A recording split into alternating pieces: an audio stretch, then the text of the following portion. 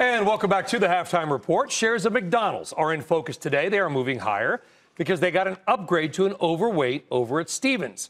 Among many things, Stevens is saying that the core U.S. business is accelerating, and the call of the day features my favorite two words, menu innovation. Anybody specifically agree or disagree with the upgrade of McDonald's? I own it. Okay. So you like it? I do. I like it. You're loving it? I was waiting. I opened the door, Steph. Okay, you're sitting there still knocking. All right. When I was selling Ulta, I was looking for another discretionary play, and McDonald's kind of fit the bill. And also, it acts like a Staples, a consumer staple stock, which is a little more steady, stable. And I kind of feel like it's cheaper than a Staples stock, given the growth that you're going to see in terms of organic sales and that sort of thing. But in the meantime, you also have margin upside opportunity and free cash flow generation, as they've been investing very heavily in their stores for the last several years. And as 2019 progresses, they will actually reduce that spending. And so that should help on the margin front. And then we talked about jobs and wages and what that's going to do to the consumer in general and also at the low end. And I think that they should benefit from that as well. So stock actually really hasn't done much. Year to date, it's up about 2%. It's trading at about 21 times forward. That's actually below its historical average. And again, you get better growth than Staples. So that's why I own it. It is the worst, it is the worst performing major restaurant stock this year. There are a couple tiny ones that have done worse, but of the big ones, this is the worst, which could be a good thing, though, John Najarian. If you want to do a turnaround, yeah, right? And I'm not saying they need a turnaround. No, but no, I mean from an investment perspective, okay, not the company. Talking about you're supposed to buy low and sell higher. Yep. Somebody told me that once. Right, and predicting, the Stevens is saying, 3.5% same-store sales growth is what they're looking for. For a company that's a behemoth like this, that is a huge pull. That's like when we discussed Walmart earlier today, and it moves 3.6%. It's a $300 billion stock. McDonald's is huge as well. So a 3.5% jump in same-store sales would be significant. And people will sit up and take notice of that, Brian. So if you're in it, by the way, Stephanie, Stevens did actually very happy that this report is out there. He actually did cut their estimates, Stevens. They upgraded the name, but they said that investor sentiment has gone from basically happy to worried.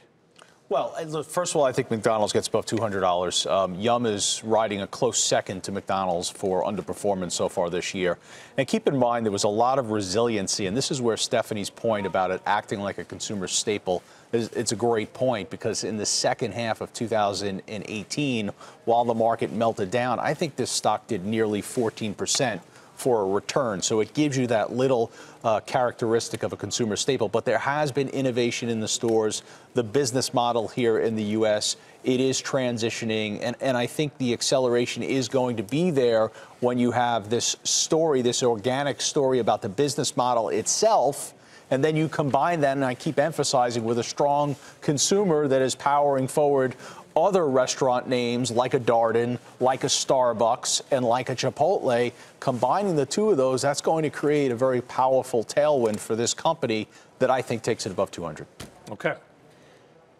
We look at the restaurant returns, too. I'm looking at it right now, guys, and it has been grim for a lot of them. El Pollo Loco, Yum Brands, to your point, Jack in the Box, they have not performed. The hot stocks, Chipotle up 39% this year.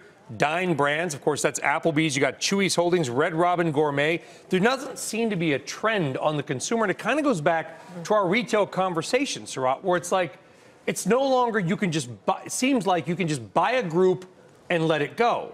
You've got companies that people consider very similar, Walmart and Target, McDonald's and whatever, going in different directions.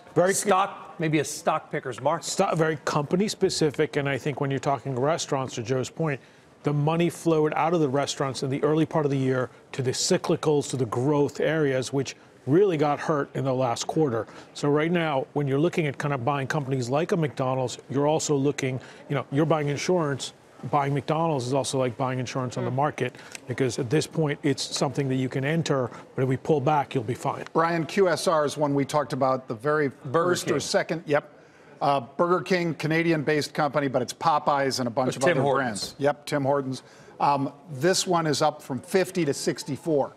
So as far as, and we talked about it on the show again, first trading day of the new year. So it's made a marvelous run.